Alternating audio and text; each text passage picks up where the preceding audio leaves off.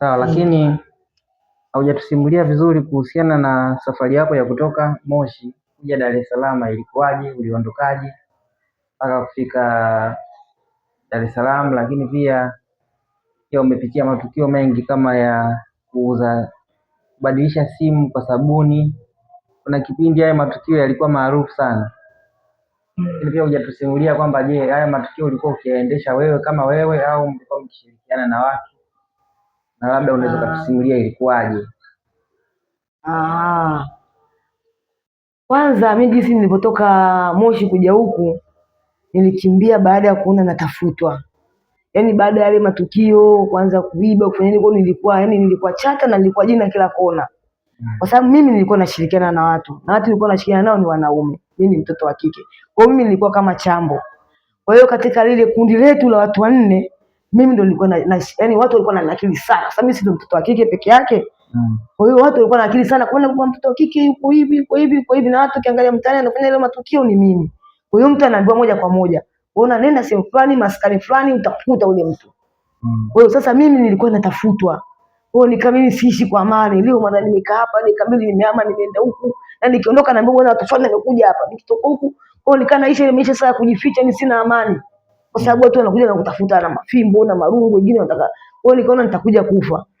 Siku hiyo mpaka kuondoka kule kuja Dar es Salaam, mimi niliomba lift kwenye Fuso barabarani, nilimwongopea driver kwamba bwana, mimi naishi Dar es Salaam na ndugu zangu wako Dar es Salaam, nilikuja kufanya kazi, nimechelewa, nikabidi nimwongopee, kabidi kaka akabidi anisaidie anipe lift kwenye Fuso mpaka nafika hapa Dar es Salaam.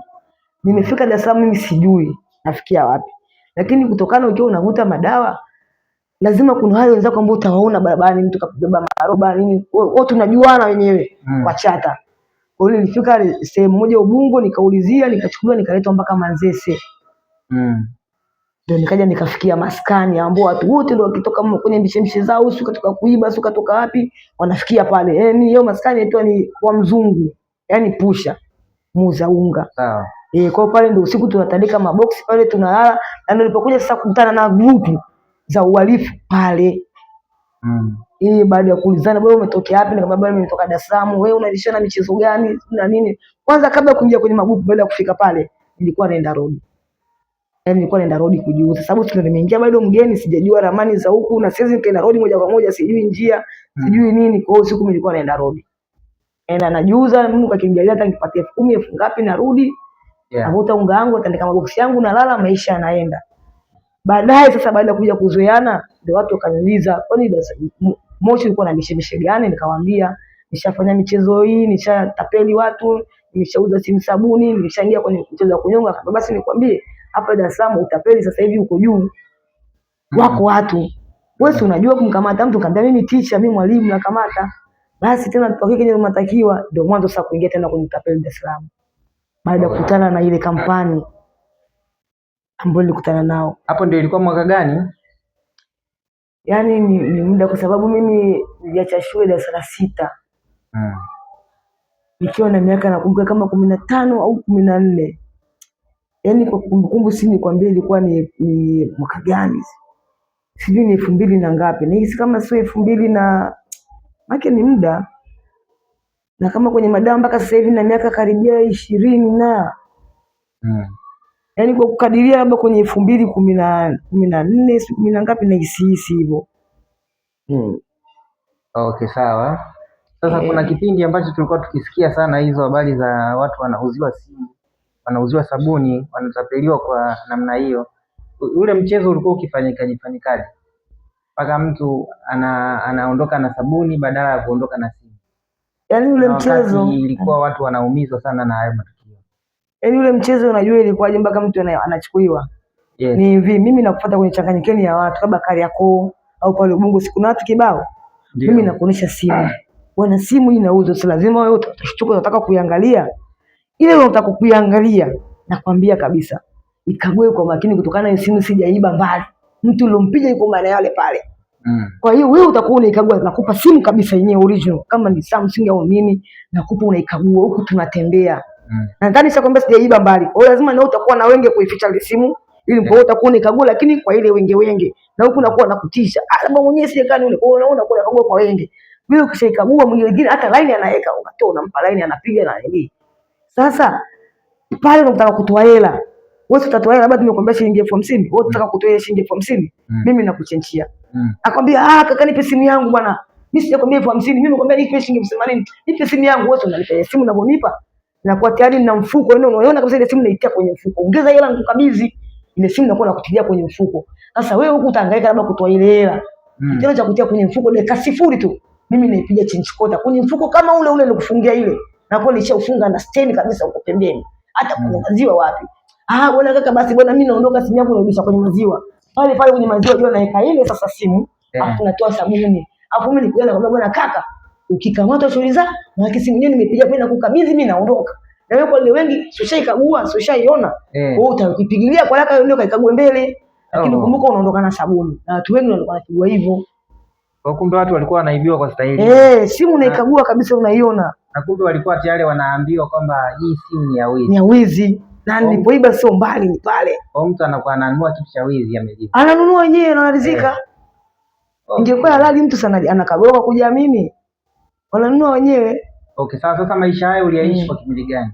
Maisha hayo ya staili hiyo.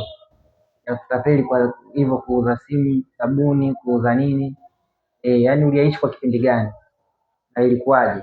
Kipindi chote ambacho ulikuwa ukifanya haya matukio. Haikutokea hata siku moja ukapata tatizo ambalo lilijitia? Nilikwambia mimi nilishapata tatizo, maana nilishavuliwa nguo, mimi nikaachwa uchi Ubungo. Na mbali na hivyo pia nilishamwibia mtu, ilimtapeli. Ikapita kama miezi 3-4. Yule mtu kutokana na mtu ambaye unamtapeli mnaonana macho kwa macho akusahau sura. Imepita kama miezi 3 lakini nimekuja kukutana naye sehemu nyingine. Wakati huo wewe umkumbuki? Mimi simkumbuki. Ila yeye moja kwa moja kanifuata. Yaani baada ya kufika tu dada utanipa simu zangu. Utanipa hela yangu. Kaka mimi unanijua? Dada nakwambia ile simu siku zote nitapata utanipa simu yangu, utanipa hela yangu. Dakika sifuri kashanijazia watu. Dakika sifuri bwana umezuia kila siku natapeli watu hao. Nikaanza kupigwa. Pembeni kuna trafiki kama pale anasimamisha magari, lile tukio huko analiona. Ikabidi yule trafiki aje kunisaidia. Maana nilishaanza kula vibao, nishakalishwa chini, nishaanza kudhalishwa. Yule mtu sasa akulizika, enda na mimi mpaka kituoni. Na yule kanifuatilia mpaka mahakamani. Na yule kaniletea hadi mashahidi, nikaenda jela. Kumbe mpaka jela ulikwenda? Jela nimekaa. Tuelezee basi kesi iliendeshwa vipi kutoka polisi kwenda mahakamani? Yaani baada inatoka unaenda jela. Baada ya baada ya mimi trafiki kunichukua msalaki akaona huyu asiumie asipigwe, acha tumpeleke kituoni. Nikapelekwa kituo cha polisi. Yule ikabidi anifungulie mashtaka. Kwanza aliuliza una rabia, akasema rabia, na ile rabia akaitoa. Kwa hiyo nikafunguliwa mashtaka. Nikakaa kama siku 2. Siku kesho akaambia kwanza nenda furudi kesho asubuhi kuripoti. Akaja akaripoti bado analia. Na mimi kwamba nimemwambia na nataka vitu vyake. Nikaulizwa kama una simu yake tumrudishie, tukuachie huyo mtu akusamee. Mimi simu nimeshauza siku ile na hela nishavutia madawa. Na hela kumlipa sina. Na hiyo simu ulikuwa umeiba?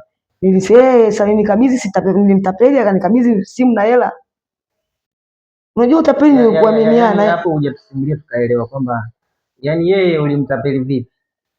Staili ya uganga unaijua hii michezo anakuambia jamu na kukamata na kuambia naye tufuatilia anaweza akawa hajui pamoja na mimi. Tuelezee ilikuwaje? Yaani ilikuwaje ukamtapeli hiyo simu ikawa vipi? Mpaka hapo ilipofikia. Yaani wewe unataka nikuhadisie mchezo jinsi ilivyo? Ilivyokuwa. Yaani kwamba ni hivi. Sisi tunakuwa tuko wawili. Mimi labda ndo kicha. Mimi nakusimamisha wewe. Kwambia kaka samahani, habari nakuwa na begi langu mgongoni. Samahani mimi ni mgeni, labda nimetokea Rukwa Sumbawanga. Niko na babu yangu nimemwacha hapo stendi. Babu yangu ni mzee sana. Naulizia labda Maria Pharmacy. Nimwambia iko maeneo haya wewe utajifanya Maria Pharmacy unajifanya wewe sio hujui, unaanza kuuliza Maria Pharmacy. Yaani ile jina ambalo unajua uwezi kulijua kwa haraka pale. Mbona sijui? Kwa kama hujanijibu mimi nakuna kichwa anapita mwenzangu kama anapita njia. Kwa hiyo sasa kabla hajafika karibu mimi namwambia yule kaka, "Samani, kama unijui sababu ni mwenyeji, naomba niulizie hata kompita njia yoyote, nitakupa hata zaidi ya shilingi 2,000. Maana yule ni mwenyeji wangu, niweze kufika." Sasa wewe utakuwa kama vile unaangalia watu, mimi nawahi kumsimamisha huyu au labda muulizie hata huyu. Kaka samani. Bila samani, habari yako? Bwana sasa mimi naambia kaka muulizie. Bora sana ulizia yeye. yule boya sasa ambao ndio wewe kukamata ndio boya mwenyewe sasa. Okay. Samani udada anaulizia Maria Pharmacy iko sehemu gani? Yule anayejua unamuita boya. Ni boya ndio. Sawa. Endelea. Kwa hiyo sasa pale yule atamuulizia bwana samani dada anaulizia Maria Pharmacy unaijua? Yule sasa yule mwenzangu sasa ambaye kama mpita njia ambao tumemwoja yeye atasema Maria Pharmacy. Maria Pharmacy si iko tu hapo mbele si yule dada Mwarabu. Ndio hiyo kaka ndio hiyo. Mbona sio mbali? Kiza niwaelekeze, piteni hivi, ukifika pale kuna mti mkubwa, angalia pembeni kuna duka, ni kama vile unatuelekeza, mimi nitakuwahi. Kaka samani, mimi ni mgeni, hata wewe nimenisimamisha kama nilivyokusimamisha wewe, lakini kutokana wewe ni mwenyeji, naomba mshirikiane, mnisindikize mpaka pale. Mimi hapa zaidi ya shilingi 5 kama usumbufu. Sasa yule mwenzangu Tumba atajibu, kaka kumsaidia mtu sio mpaka hela, mbona sema yenyewe ni karibu tu. Kama vipi mwenzangu, twende tumsaidie. Sasa tunaongozana sasa pale wote tunaelekea. Sasa yule mwenzangu atauza, lakini dada samani, wewe ni mgeni? Nitakujibu mimi ni mgeni, labda nimekuja hapa samani. Kwani yule unafuatilia pale ni mwenyeji wako au unaenda kufanya nini? Akishaniambia vile sasa mimi naanza kufungua kitabu. Naanza kumwelezea samani yule pale nimempata ni mwenyeji wangu, na yule dada anaanza kuelezea. Yule dada alikuja kule kwetu Luka Sumbawanga. Yule dada alikuwa na tatizo la mimba, alilogezewa mimba. Mimi nauliza swali, nauliza swali sasa nyewe. Jamani kwani kikawaida mimba miezi mingapi? Wewe utajibu labda miezi 9 au anaambia nasikitika. Yule dada mimba ilikaa kwa muda miezi 18. Lazima mtashangaa miezi 18 ilikuwaje? Yule dada alihangaika sana. Alitembea, alienda kwa waganga, alihangaika hospitali mbalimbali lakini alikosa msaada, ndipo alielekezwa aje kwetu huko Sumbawanga. Yule dada alikutana na babu yangu mimi. Babu yangu alikaa naye kwa muda siku 3. Alimsaidia, akamtengenezea dawa, tukafanikiwa kumtibu. Kwa yule dada alijifungua mapacha wawili na yule wawili. Kama yule dada alikuwa ameelegezewa na sindano 7. Kwa babu yangu alitegua lile tego na akamsaidia akajifungua. Shukrani yake alitaka kutoa shilingi milioni 1 lakini babu yangu alimwambia dada hapana. Rudi kwanza kwa Dar es Salaam ukajisikilizia hali yako. Ukijiona umepona ndio utatupa hiyo shukrani. Ndipo sasa ametutumia nauli na pesa tuchukue kuku sababu ya kuja kumfanikia tambiko kwenye nyumba yake ili watu wabaya na wachawi wasiweze kumsogelea tena. Ndio. Sasa yule atashtuka. Kwa hiyo mlimsaidia. Kwa hiyo pale umeelekea kwake, naambia ndio mimi niko na babu yangu. Babu yangu nilimwacha pale stendi na matenga ya kuku. Yule babu yangu mimi ni mzee sana, hawezi kutembea. Kwa hiyo nikifika kwa mwenyeji wangu nitakuja. Sasa mimi nafungulia kitabu nakwambia, "Unaona hapa tulipo? Nikiangalia nyinyi mna matatizo. Hivi tunavyotembea. Mko tayari nikutabirie nyota yako? Nakubali sawa, hebu tuangalizie." Wakati huo anayekubali sawa ni yule ambaye wewe uko naye. Niko naye lakini kumbuka na yule boya naye yupo anasikiza kitabu. Ndio. Kwa hiyo nikaanza kumtabiria sasa yule mwenzake kenyosha mkono wake, nikaanza kumtabiria matatizo yake. Yule tumbangu kila kitu atasema kweli. Yule naye okay. Umeelewa? Sasa narudi sasa kwa boya. Sasa wewe boya, ili nikutabirie vitu ambavyo vinaenda na uhalisia na wewe. Lazima sasa nikuambie vile vitu ambavyo kila kwenye ulimwengu kila binadamu na mimi vitamtokea. Okay. Mimi nitakwambia. Nyosha mkono, utanyosha mkono, nitakwambia nikiangalia hapa katika nyota yako. Usiku ukiwa umelala, una siku moja ulikuwa unaota ndoto unakula chakula.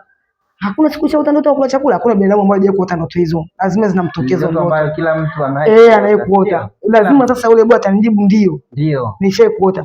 Naambia kile kilikuwa sio chakula. Wewe walikuja watu wabaya usiku, walikupiga usinga kichwani ukiwa umelala usingizini. Ndio.